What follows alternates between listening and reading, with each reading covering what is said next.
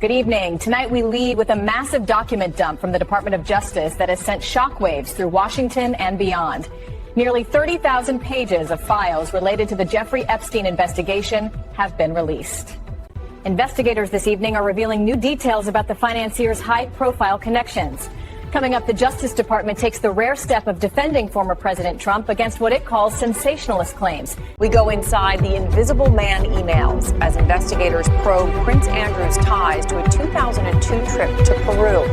A mysterious letter from Epstein to Larry Nassar surfaces, postmarked days after Epstein's death, prompting an FBI forensic investigation. And Senate Leader Chuck Schumer leads a bipartisan chorus demanding the names of 10 potential co-conspirators he says are being shielded by redactions. We begin tonight with the release of the so-called Epstein files, a rolling release of documents mandated by the Epstein Files Transparency Act.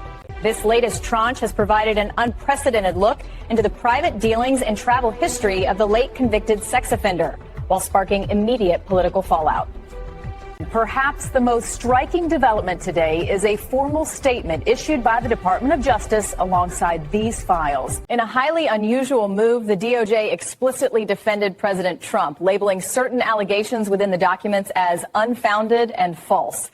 The department claims these documents contain untrue and sensationalist allegations that were submitted to the FBI shortly before the 2020 election. Despite this defense, the files themselves reveal that the president's travel on Epstein's private jet was more frequent than previously known. Records now show Mr. Trump was a passenger on at least 8 flights between 1993 and 1996. One 1993 flight record is drawing particular scrutiny, as it lists only 3 passengers: Jeffrey Epstein, Donald Trump, and an unnamed 20-year-old woman. Other flights reportedly included members of the Trump family, such as Marla Maples and Tiffany Trump. Furthermore, the documents reveal a 2021 subpoena issued for employment records at the president's Mar-a-Lago club, specifically targeting information related to the Ghislaine Maxwell investigation. For his part, the president has expressed concern that these releases are damaging the reputations of people who innocently met Epstein. Turning now to the international implications of these files, new light is being shed on Prince Andrew. The documents highlight a series of emails between Ghislaine Maxwell and an alias referred to as the Invisible Man, a name widely believed to refer to the prince. Newly unsealed court filings reveal 2002 emails surrounding a planned trip to Peru. In the messages, Maxwell is said to have coordinated what she called, quote, two-legged sightseeing, young, attractive women described in the documents as instructors. The documents indicate that U.S. authorities expressed interest in speaking with Prince Andrew in 2020 as part of a broader investigation involving Peter Nygard, focusing on reported associations and travel connected to Nygard's property in the Bahamas. Perhaps the most bizarre piece of evidence released today involves a letter postmarked August 13, 2019, 3 days after Jeffrey Epstein was found dead in his jail cell.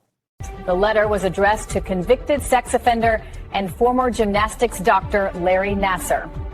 In the letter, the author, purportedly Epstein, references taking the short route home, a phrase investigators believe refers to his suicide. A new memoir is drawing backlash this evening. The author asserts a personal connection with Nassar using controversial language and includes critical remarks about the president's treatment of women. Because the letter was sent after Epstein's death, the FBI conducted handwriting analysis to determine if the letter was a genuine message delayed in the mail or a sophisticated hoax.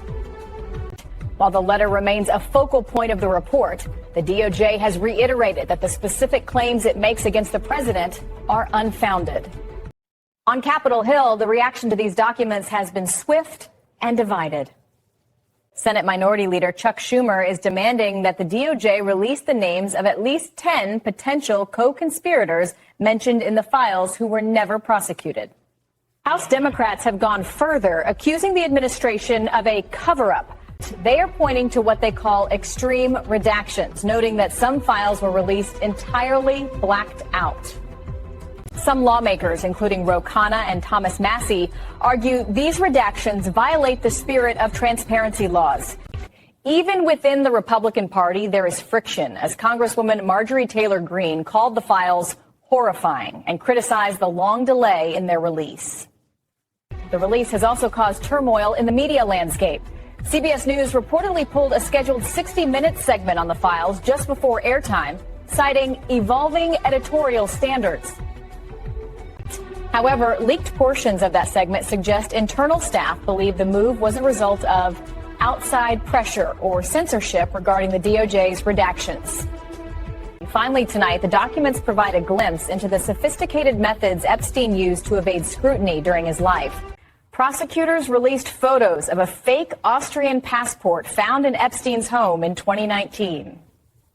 The passport used Epstein's photo, but the name Marius Robert Fortelny, a real-life real estate developer. Records show the passport was used for extensive travel to places like Saudi Arabia and France. The DOJ briefly posted a video purported to show Epstein's cell on the night of his death, only to remove it after it was identified as a years-old fake video originally posted on the message board 4chan. Despite the thousands of pages released today, the DOJ maintains there is no singular client list or formal registry of criminal participants, despite public speculation. However, with names like former Treasury Secretary Larry Summers and former Barclays CEO Jez Staley appearing in earlier versions of Epstein's will, the scrutiny of his inner circle is unlikely to fade.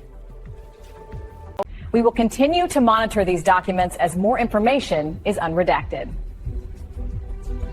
I'm Erin from the Retro Chronicles, and that is the news for this evening. Thank you for joining us. Have a good night.